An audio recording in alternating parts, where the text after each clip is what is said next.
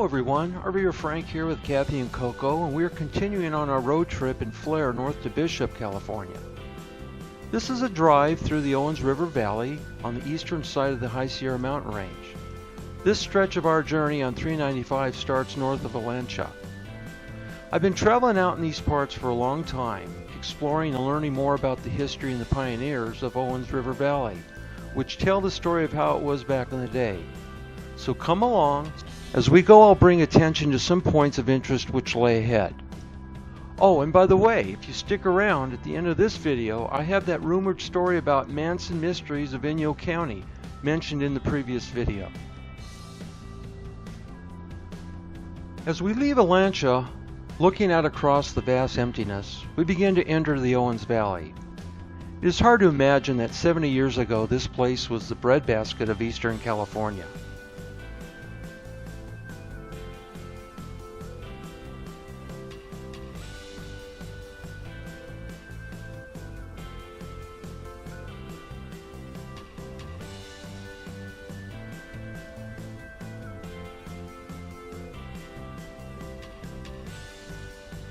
Now, where the wide but shallow Owens Lake once stood, you will find miles of cracked, dry earth. Fields once ripe with fruits and vegetables are now gone. This is because in 1904 the city of LA's massive LA aqueduct began pumping water from the Owens River and the lake to supply its growing population. By the 1920s, Los Angeles had purchased most of the hundreds of small farms and ranches that once thrived in the region. Within a few years, the once fertile Owens Valley began to resemble its emaciated neighbor to the east, Death Valley. Today, in addition to servicing travelers on 395, residents of Owens Valley also mine the soft ores found in the alkaline sink that is Owens Lake.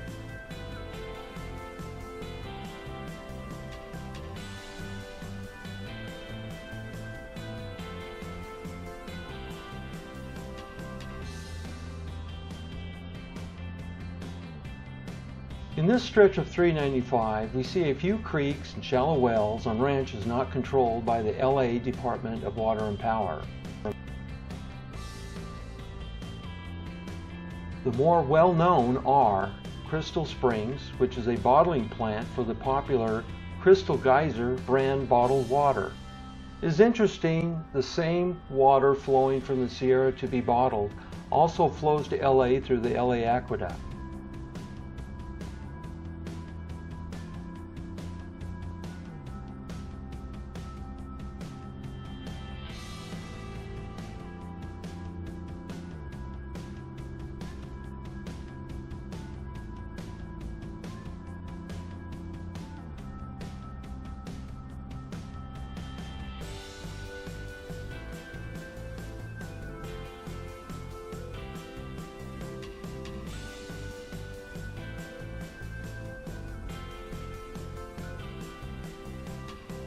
Up ahead here you'll see the old Sportsman Cafe, Cartago Cafe, and outbuildings that were once a popular place to start the day before a trout fishing trip.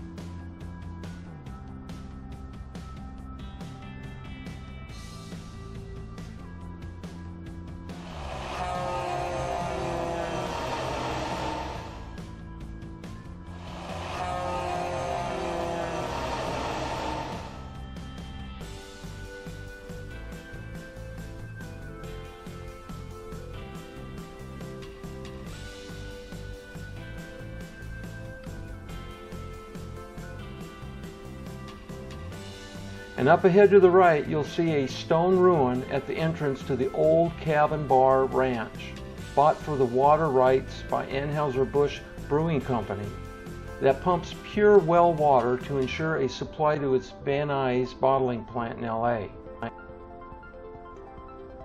Notice the art talent on the right side of the highway, what I call a lemon house, along with a large dinosaur and oversized ant on display.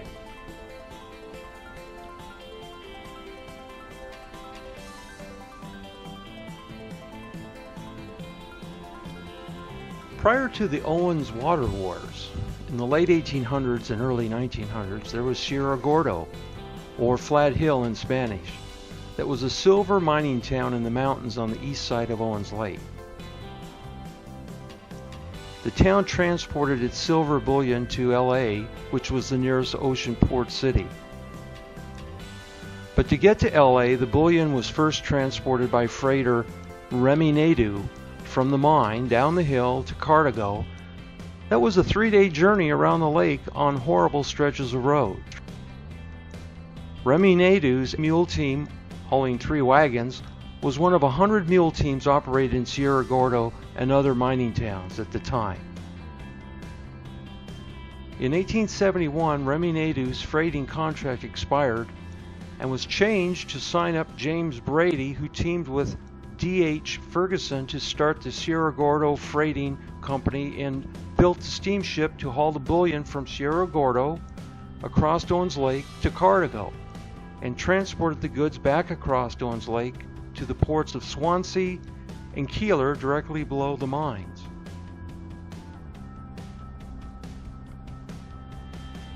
From Cartago, a barge-like vessel, the Bessie Brady, was launched in 1872, which cut the 3-day freight journey around the lake down to 3 hours.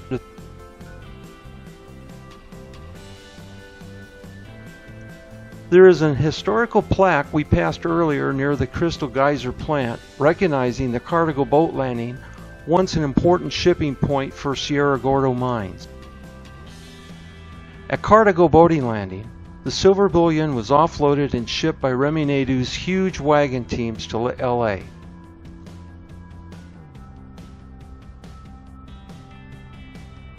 Here's a day's bullion output from the mine smelters of Sierra Gordo. 300 silver lead bars, each weighing 87 pounds and worth $335 in the day. Each are stacked like cordwood.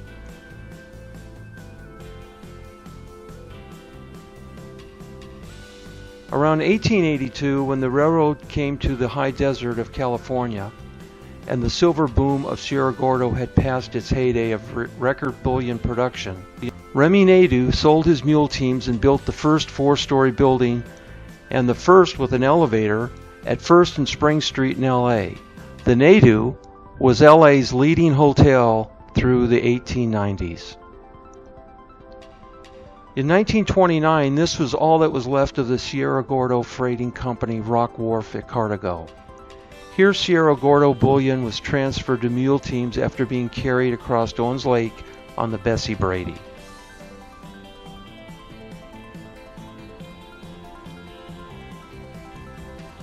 As we leave Cartago, we can only imagine what it was like when John C. Fremont, the first explorer to see the lake and valley, who named it after an associate, Richard Owens, actually who never saw the area. By the 1860s, settlers had moved into the region, which had previously been inhabited by Paiute, Mojave, and Shoshone tribes.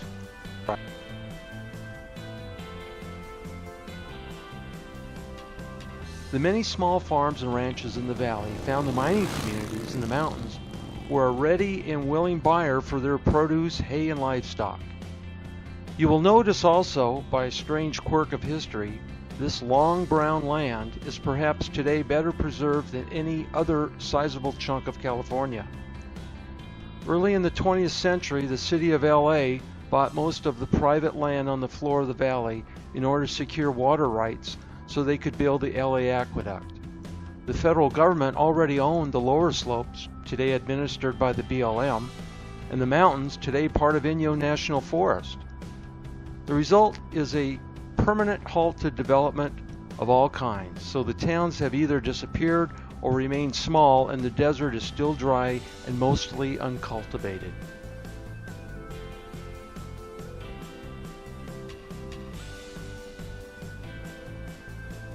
Within 2 years of the silver strike at Sierra Gordo mines, all the nearby lumber had been exhausted to timber the mines, and as you can see, it never came back without water.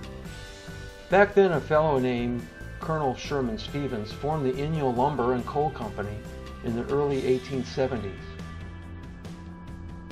Stevens constructed an artificial water channel, or flume, used to transport logs on Cottonwood Creek, which started high in the Sierra Nevada range, down to the west of Owens Lake. The logs came down the flume to a sawmill he built in the valley.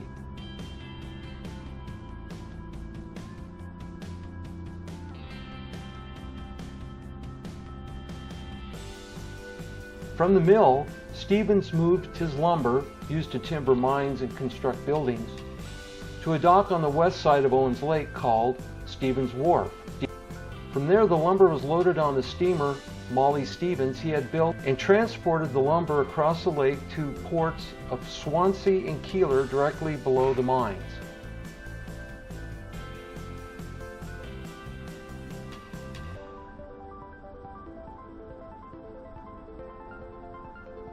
Remy Naidoo's 18-mule team freight wagons carried the wood to the mines.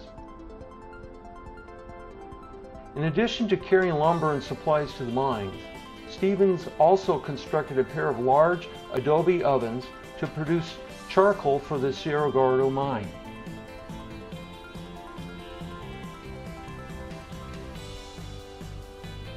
Stevens' empire began to suffer misfortune almost immediately.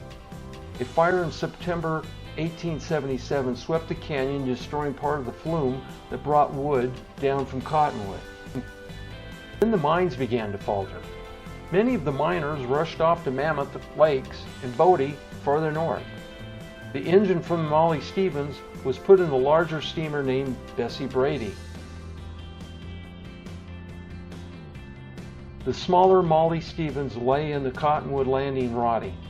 The Bessie Brady finally burned at the Sierra Gordo landing in 1882. Stevens left Owens Valley in 1883, his empire in ruins. He went to pursue mining interests elsewhere at 73. He returned to the area later and died in Lone Pine in 1887.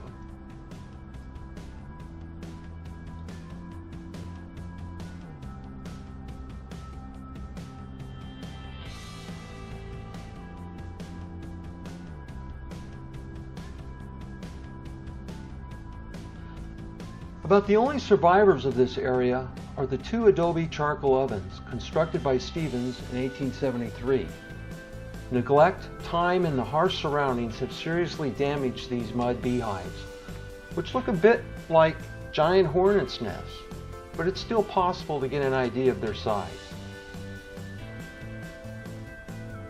Large openings at the top allowed logs cut to a special size and width to be placed into the ovens, where they were slowly burned down to charcoal. Doors at the front allowed the charcoal to be removed. Much of the front sides of both ovens have caved in over the years. The ovens were abandoned nearly 100 years ago, and one has to wonder if they still will be standing much longer, despite some modest attempts at preservation. The Cottonwood charcoal ovens, a historic land site, are located 1 mile from the Highway 395 via a graded dirt road. The kilns are identified as California Historical Landmark number 537. Visitors to this historic landmark can still see what remains of the two charcoal kilns as they return slowly back to earth. While protected by wire fences, they have developed growing holes in their tops. Not long ago, pieces of the flume could still be seen, as could the now roofless sawmill with its rusting equipment, until a fire swept through the area and destroyed the wooden buildings.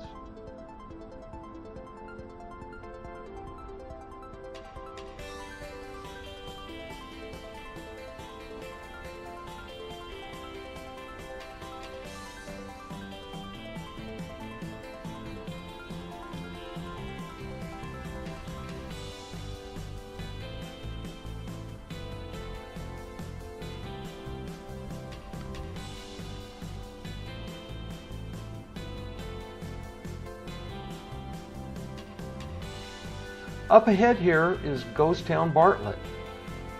Off in the distance is the Pittsburgh plate glass factory.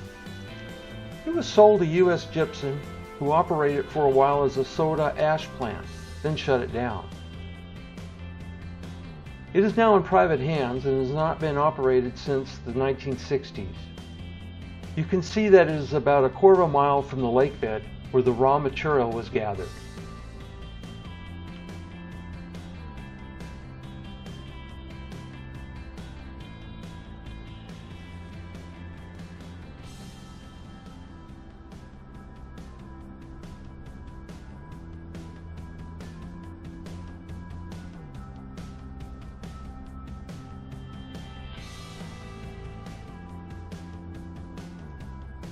The border between California and Nevada to the north has long been disputed.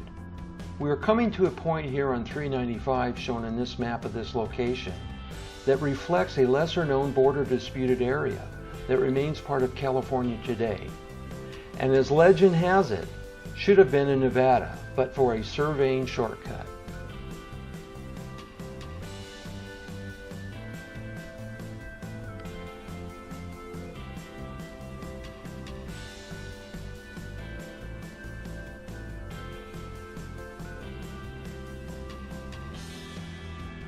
Now, at the beginning of this video, I said if you stuck around, I would have that rumored story about Manson mysteries of Inyo County. So here it is. I will tell the story as we head on to Lone Pine.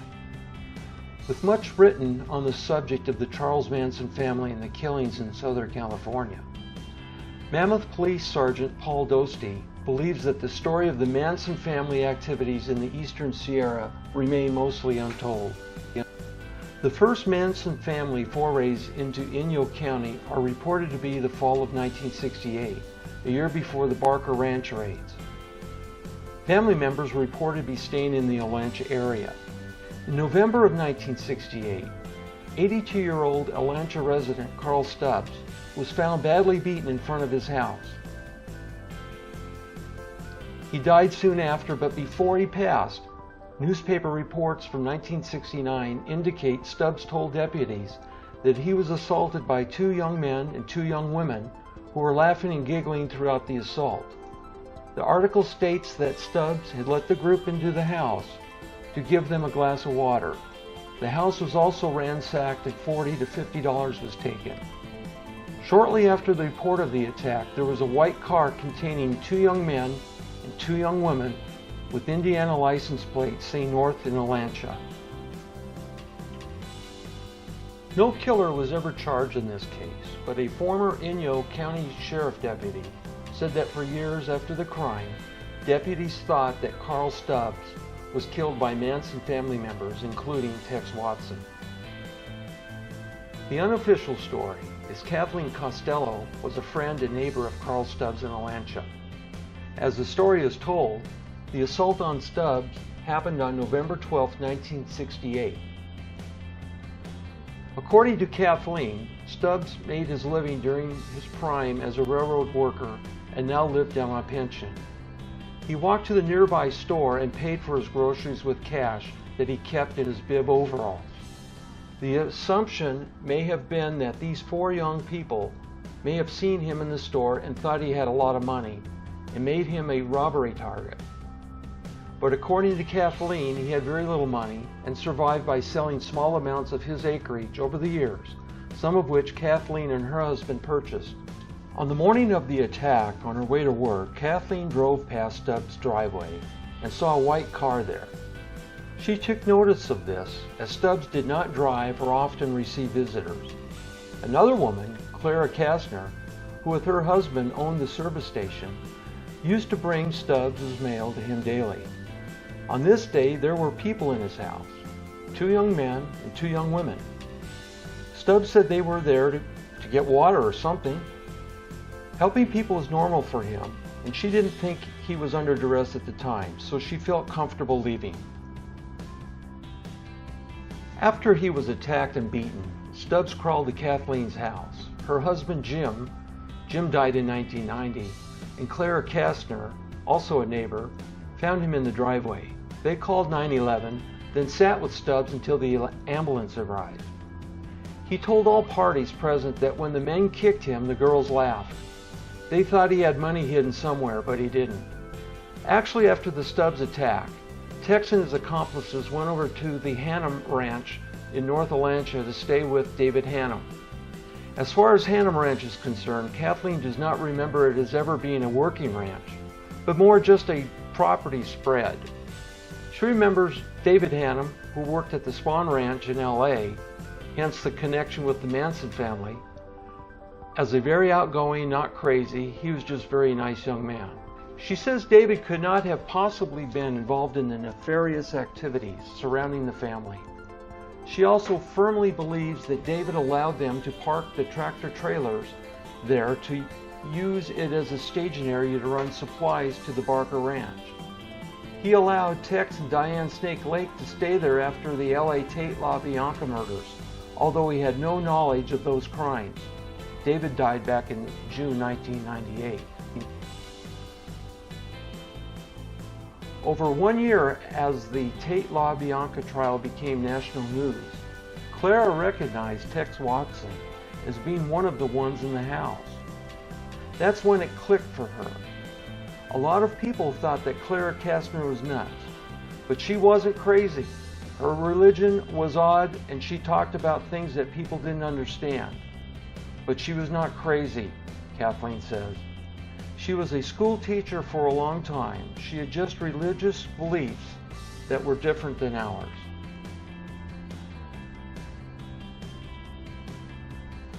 The Stubbs incident occurred almost a year before the Tate LaBianca murders that Charles Manson was being prosecuted. After the Tate LaBianca killings, while staying in Olancha, Tex Watson admitted to Diane Snake Lake, who later turned state's evidence, that Charlie told him to commit the Tate LaBianca murders along with others of the Manson family. The Stubbs case was investigated by the California Department of Justice. The investigator found the case fell through the cracks, and it was not until Tex was finally extradited from Texas after everyone else was tried that the clerk, Clara, at the store recognized Tex on TV as one of the kids that followed Stubbs home from the store. To this day, the DOJ will not do anything with this case. It would show that Tex was killing people almost a year before independently on his own, as well as the two of the girls. That would not support the DA's Charlie's helter-skelter mind control theory.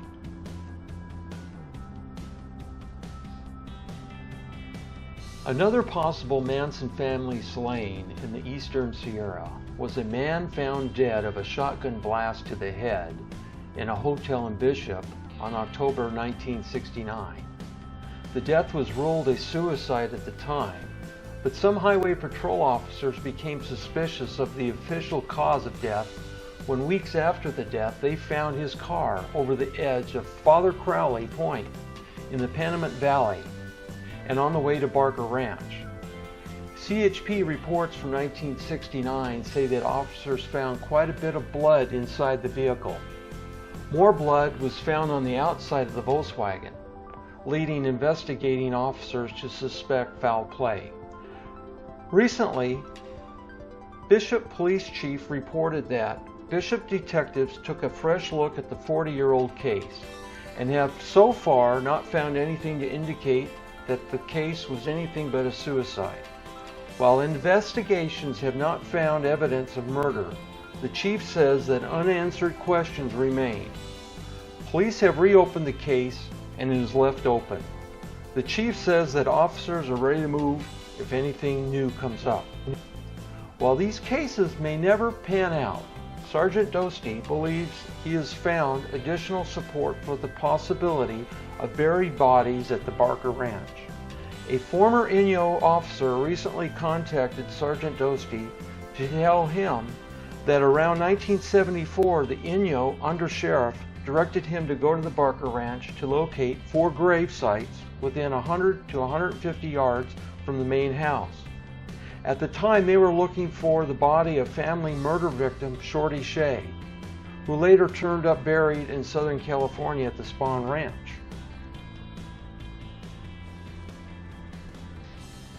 Why would the undersheriff think there were 4 bodies buried at Barker Ranch?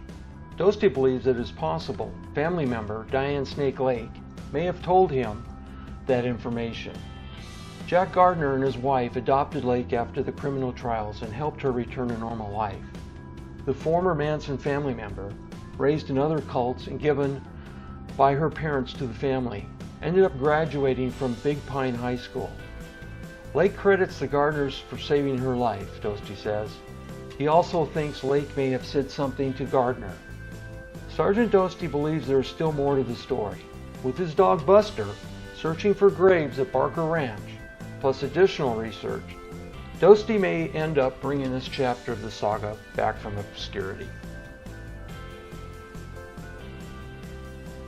So for those of you that made it to the end of this video, we want to thank you for watching and hope you found it interesting. Eventually we'll make it to Bishop, but we have a ways to go yet, with more interesting places and stories ahead to share along the way. So for now we'll be leaving you and looking forward to seeing you soon. Travel safe out there.